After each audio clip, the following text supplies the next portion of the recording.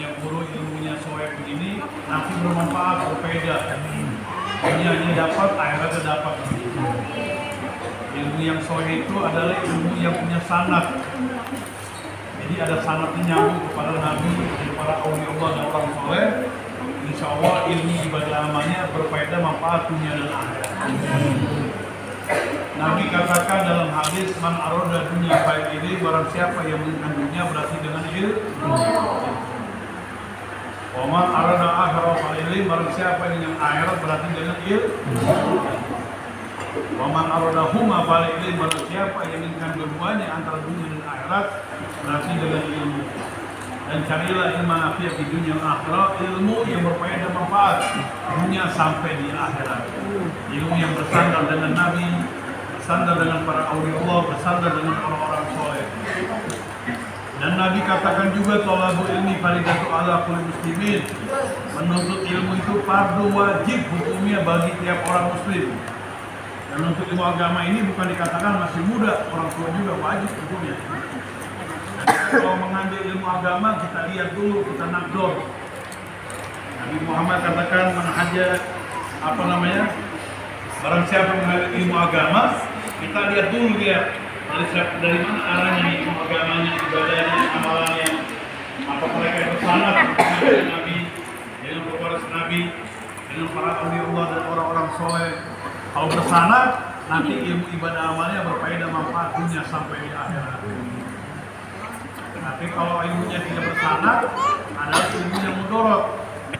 Jadi kalau ilmu yang mudorot ini yang tidak bersanad, yang tidak ada sanad dengan Nabi dan para aulia Allah dan orang soleh, nanti yang kita pegang ilmu ibadah amalnya akan sia-sia. Walaupun ilmunya luar biasa, setinggi langit, ibadah setinggi langit, amal setinggi langit, tapi matanya nggak melirik kepada Nabi Muhammad, matanya nggak melirik kepada para aulia Allah dan orang-orang soleh, maka ilmunya marduk, la tuqbal, akan ditolak sama Allah Ta'ala.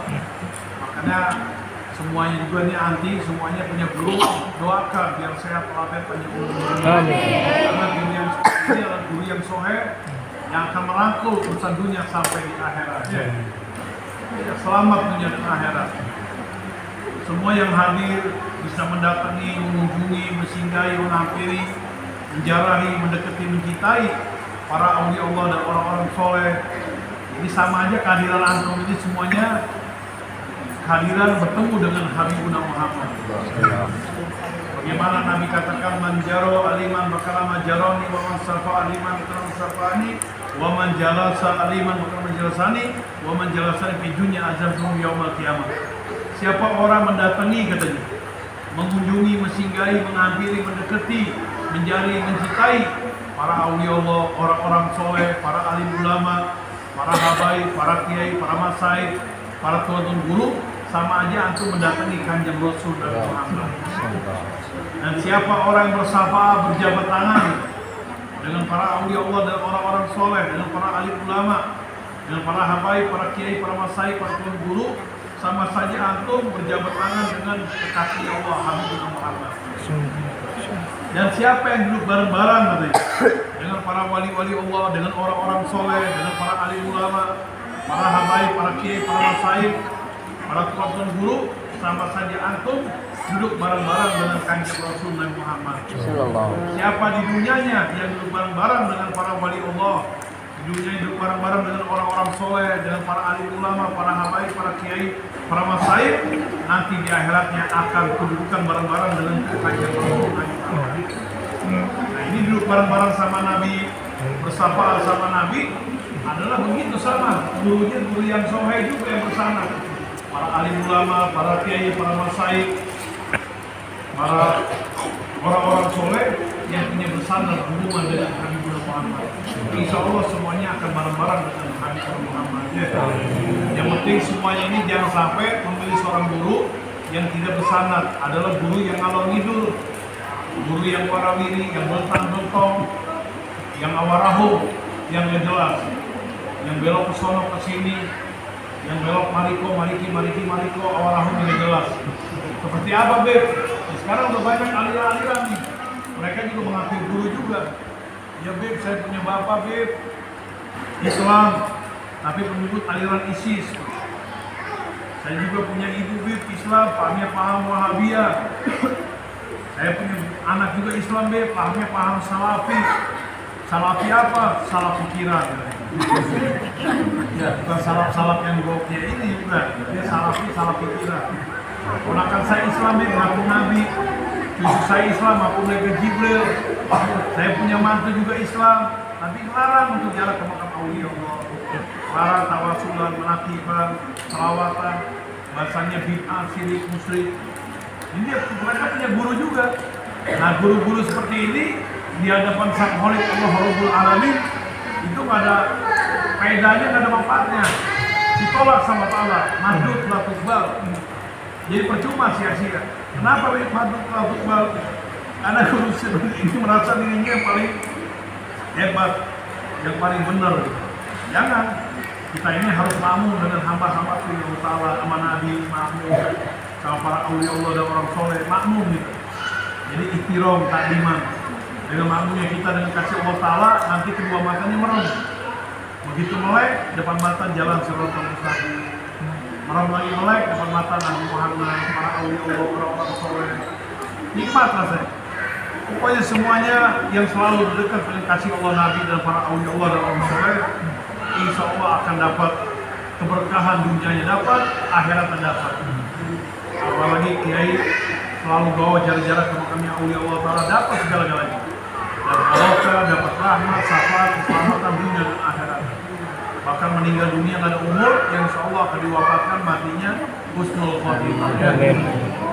Dan Nabi Muhammad katakan menjauh aliman ahlul bait wassalam min jamalat wa sunnati habibana Muhammad sallallahu ta'ala umruhu wa sarizqa wa amatu husnul khatimah wal musibatin. Barang siapa yang suka berjalan-jalan ke makamnya aulia Allah, berjalan-jalan ke makamnya orang-orang soleh, seorang alim ulama dari golongan keluargaku yang mewariskan sunnah dan ilmuku, maka orang tersebut akan dipanjangkan umurnya, katanya, diberikan kekuasaan rezekinya, dijauhkan musibah dunia dan akhirat, insya Allah akan diwafatkan matinya husnul khotimah. Jadi husnul khotimah ini kedua matanya merem aja dah. Begitu melek depan mata jalan siratal mustaqim. Merem lagi melek lagi depan mata surganya Allah Ta'ala. Merem lagi melek lagi depan mata Nabi Muhammad. Jadi kedua matanya Allah udah haramkan daripada pandangan-pandangan ancaman angkara murka murka. Jadi nggak ada lagi pandangan ajab kubur, siksa kubur, fitnah kubur, pertanyaan kubur, man robuka, waman juga udah nggak ada lagi. Alam bisa pada masa menjadi timbangan, api neraka nggak ada lagi. Pokoknya merem melek depan mata surganya Allah Ta'ala. Merem lagi melek depan mata Nabi Muhammad, para awliya Allah dan orang soleh. Merem lagi melek depan mata ada keripik singkong nanti. Ada banyak teh, ada ranginang. Anak orang yang dekat dengan Nabi dan para awliya Allah dan orang soleh nanti meninggal dunia, ya rujuk minna dunya illa bil iman. Meninggal dunia, inna lillahi wa inna ilaihi rajiun. Keluar mereka membawa keimanan di jalan Allah dan Nabi Muhammad yadkhulul jannah. Iblis silakan monggo dan monggo, mangga dan mangga. Mana bib surganya Allah Ta'ala bil hisab tanpa hisab lagi. Makanya adik-adik semuanya dirangkul ya. Punya orang tua, punya paman, bibi, kakek, nenek, kakak, adik semua dirangkul. Biar kita punya akidah yang sama, satu akidah wadah, tarekat Islam ahli sunnah wal jamaah ya. Jangan sampai mencok-mencok. Karena di dunia ini kita alam sesaat, alam sebentar gitu. Yang abadi, yang abadi selama-lamanya negeri akhirat. Jadi kita ini hidup dulunya, jangan sampai disia-siakan urusan kita kepada urusan akhirat. Yang Nabi katakan khairukum man tala umur sa'amaluhu, kebaikan di antara kalian diberikan panjang umur, sehat walafiat, maka lakukanlah amalan yang baik, ibadah ilmu yang baik. Nah, amalan ibadah yang baik, ilmu yang berfaedah manfaat dunia dan akhirat. Insya Allah semua selamat dunia dan akhirat.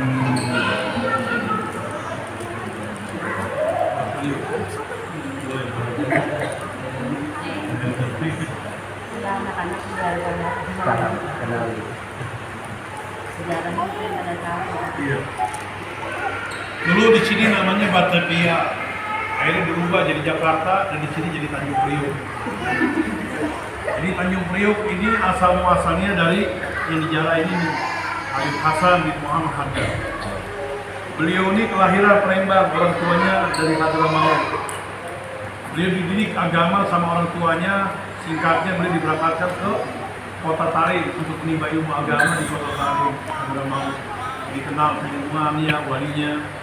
Dan berapa tahun di Kota Tarim, beliau kembali lagi ke Palembang, beliau mengajar di Palembang. Hasan Hadad.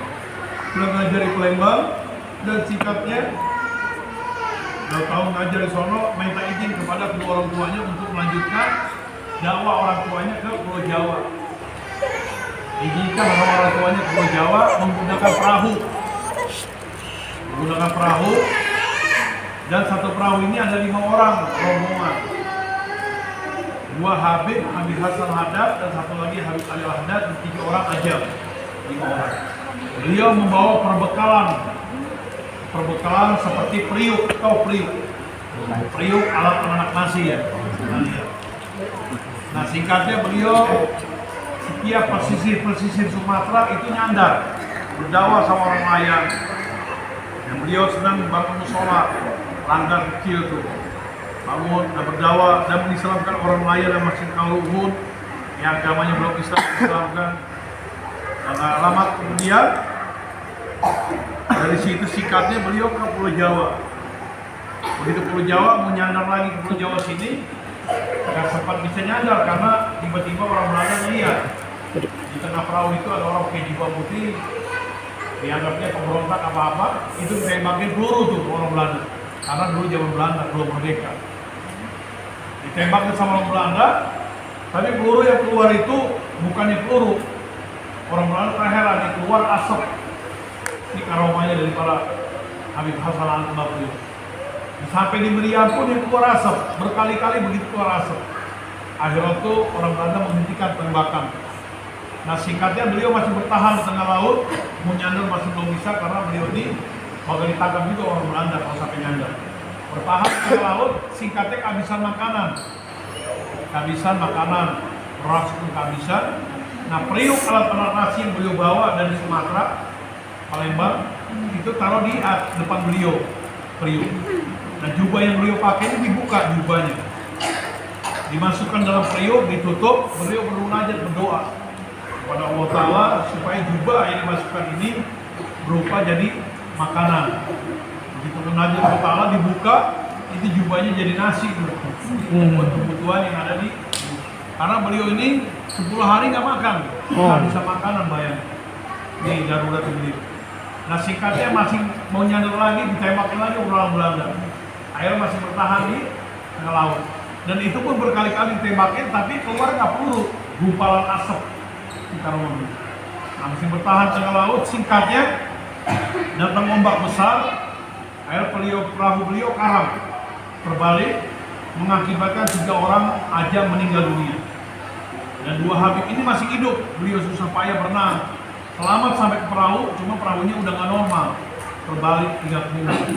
Nah urusan kepada Allah Ta'ala, beliau masih menjalankan sholat 5 waktu, diimamin oleh Habib Hasan Hadad beliau dan makmumnya Habib Ali. Singkatnya lagi datang lagi ombak besar, akhirnya beliau terpleset, kondisi fisik udah lemas, gak kuat, wafat meninggal dunia yang biasa di tengah laut. Habib Ali ini megang perahu sekuat tenaga mungkin. Nah muncul ribuan ikan lumba-lumba. Ini banyak ikan lumba-lumbanya gitu. Sekarang masih ada di pulau. Nah ikan lumba-lumba itu ngedeketin jenazahnya beliau. Mendekati jenazah beliau, diimpit sama ikan lumba-lumba, 2 ikan lumba-lumba. Itu perahu semua, dayung apa segala macam didorong-dorong sama ikan lumba-lumba. Tiba-tiba singkatnya sampai ke suatu pulau yang belum ada namanya di tengah pulau. Apa di Pelita pulau namanya. Nah ada orang pekerja di situ yang berasal dari Banten, orang Sunda. Dilihat itu ada ikan lumba-lumba, bikin mendekat. Rupanya dilihat lagi ikan lumba-lumba, rupanya ada jenazahnya Habib Hasan Hadad. Nah singkatnya dimakamkan di tengah pulau sama orang Banten nih kerja. Di bagian kepalanya ditandakan dayung yang sudah pendek. Dikarenakan orang Sunda yang nguburinnya pendek, bahasa Sundanya pondok. Akhirat itu pulaunya punya nama, Pulau Keramat Pondok Dayung pendek. Sampai sekarang pondok Dayung. Dan di bagian kakinya ditandakan pohon tanjung sebesar anak kecil, tumbuh menjadi pohon tanjung. Dan Priuk alat penetrasi yang didorong kalau lumba itu taruh di pinggir makamnya beliau Pusara. Nah, makamnya Mbah Priuk ini ke laut kurang lebih 5 meter jaraknya, dekat sekali. Itu tiap harinya selalu bergeser, sejengkal hilang ke laut. Nah, 3 tahun, 4 tahun sekali Priuk ini setiring timbu di laut yang besarnya lebih daripada rumah. Jadi raksasa, Priuk kecil jadi raksasa. Dinamakan Tanjung Priuk Pondok Dayung. Ini zaman Belanda, singkatnya dimakamkan di tengah pulau Pondok Dayung, tadi barusan tengah pulau Keramat Pondok Dayung. Orang Belanda ini bermaksud pengen bikin pelabuhan di tengah pulau Pondok Dayung, bikin asrama perang. Suruh bongkar di makam Mbah Priuk. Rupanya yang bongkar kuli-kulinya pagi sakit, siang meninggal. Siang sakit, sore meninggal. Dibongkar lagi, sore sakit, meninggal. Begitu tiap hari, banyak mati. Ratusan kuli-kuli baik mati, 18 opsinir mati juga. Tiba-tiba singkatnya ada opsinir orang Belanda dari dok. Mereka mengeker dari seberang dok, begitu ke arah makam, orang Belanda ini terkejut.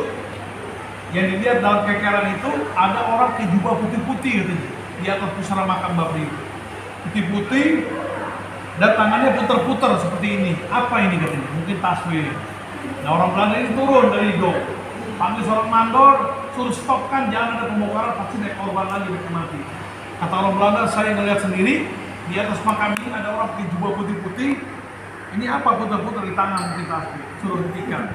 Akhirnya orang Belanda dipanggil, suruh cari yang bisa bicara, berdialog sama yang makam tadi. Ditemukan kiai setempat, akhirnya berdialog sama beliau Mbah Priuk. Kata Mbah Priuk, kalau tuan-tuan Belanda ingin pindahkan saya, boleh.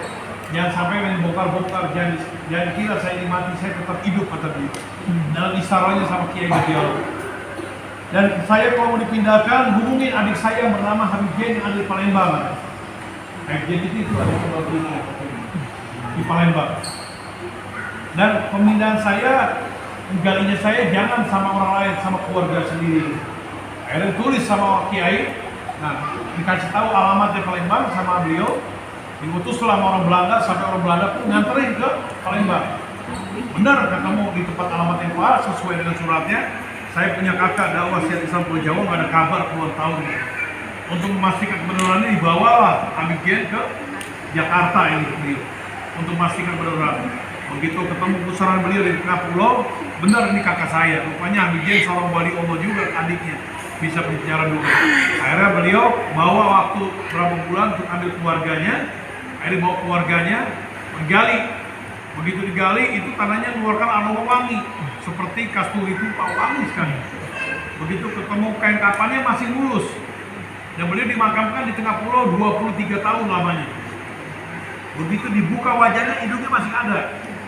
Kalau sifatnya pun masih nempel, kulitnya masih ada, masih utuh. 23 tahun jasadnya masih mulus. Dipindahkanlah kemari yang sekarang dijarahi zaman Belanda. Nah, sebelum dipindahkan kemari, dimandiin lagi seperti jenazah baru meninggal.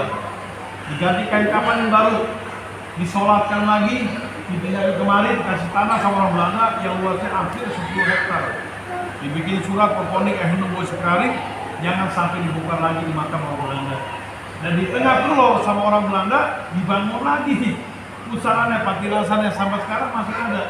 Cuman kalau jarak ke sono sekarang udah keliling angkatan laut, sekarang asrama angkatan laut, asrama perang, pangkalan perang angkatan laut. Jadi nyebrang dulu pakai perahu, dekat jaraknya. Pulau Keramat Pondok Dayung. Nah, sampai sini jangan sampai dibongkar-bongkar lagi sama orang Belanda, dibikin surat proponik Ehenum Boy Sekali, jangan sampai dibongkar-bongkar lagi. Ketemu kemarin mau dibongkar lagi tahun 2010, udah lahir belum ini?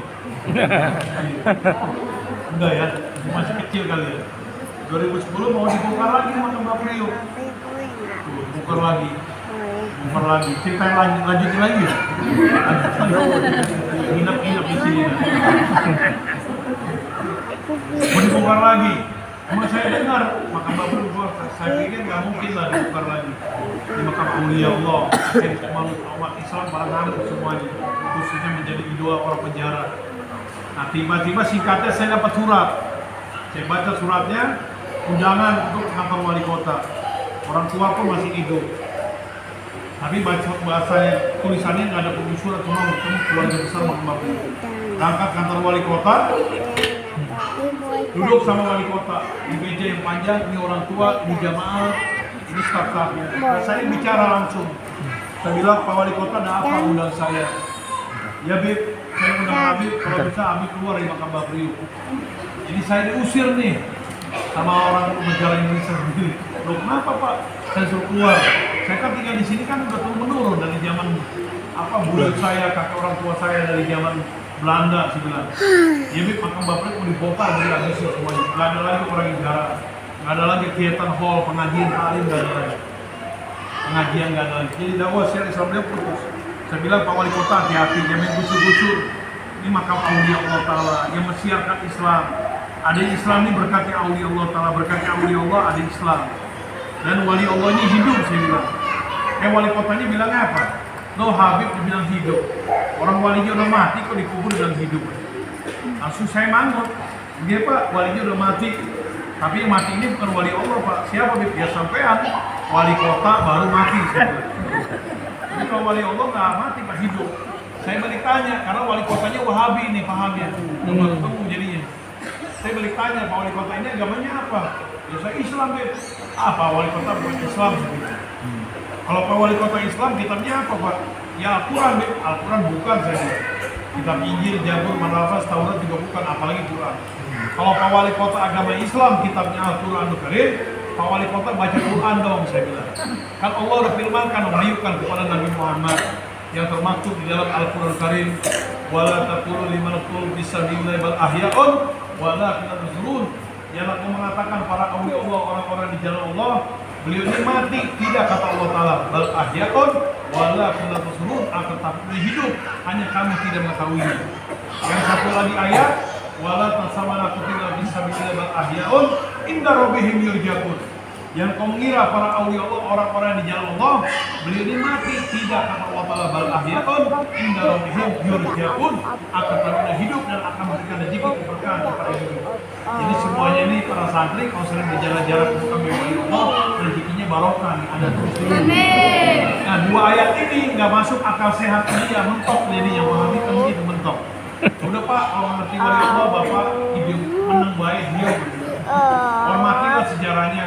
Makam Bapak ini ngasih nama asal-asal dan Ibrahim beliau. Nggak hormati sejarahnya nggak apa-apa, tapi hormatilah surat-suratnya saya bilang. Orang Belanda penjajah, agamanya bukan Islam.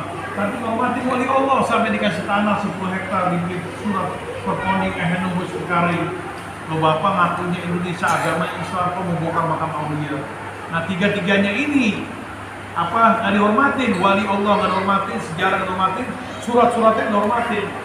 Sikatnya ngomongnya apa Mas Bib? Pintu masuk Gelapura depan nanti 15 menit hancur.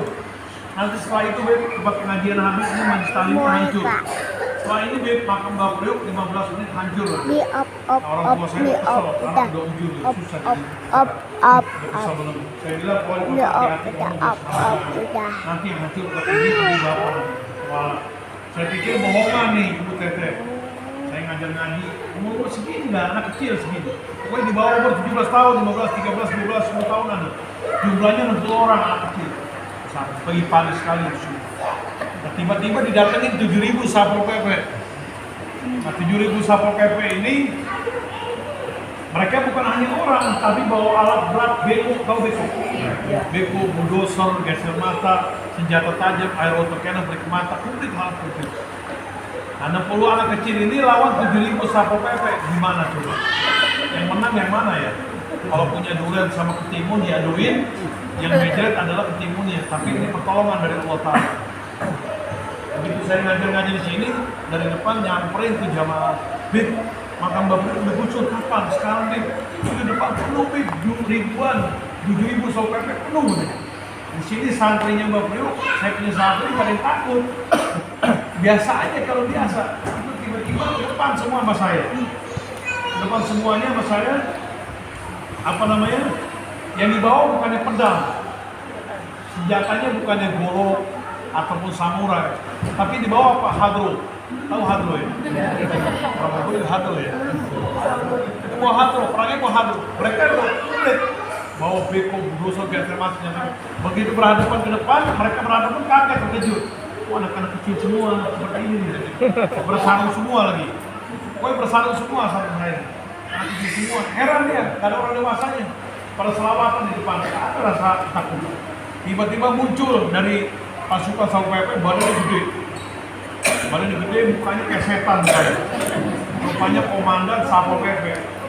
Itu ngomongnya apa namanya, kotor bahasanya. Tapi Tidak makan wali-walian. Buka semuanya. Saya kaget terkejut. Saya bilang itu siapa itu mengatakan begitu, kata anak kecil santri. Itu dia komandan Satpol PP. Yang di depan berdoa saya. Ya Allah, ya Rabb. Bertafsir ke Roma. Bapak ini biasanya itu orang mengatakan begitu. Berkata aja, ya Allah, ya Rabb. Diaminkan sama punya santri. Amin, amin. Dari situ diaminkan, tiba-tiba komandan Satpol PP jatuh di tempat. Hari itu juga jatuh di tempat. Nggak tahu jatuhnya kenapa, nggak tahu. Kenapa itu? Kata anak kecil santri saya itu kualat. Jatuh di tempat, nggak bangun-bangun. Digotong sama pasukan Satpol PP. Begitu digotong, saya berdoa lagi di depan, ya Allah, ya Rabb. Itu orang yang dikasih baik, jangan dikasih sembuh, jangan dikasih sehat, dan jangan dikasih mati dulu, ya Allah, ya Rabb. Biar seperti itu saya bilang. Yang ingat. Nah, sampai sekarang komandan Satpol PP Ibu Teteh itu masih hidup 2010, 2020, 2022. Berarti 12 tahun masih hidup. Cuma ngegeletak di kasur. Lumpuh total. Badan gede habis kurus. Itu makan di kasur, kencing di kasur, buang besar di kasur juga. Kurus badan.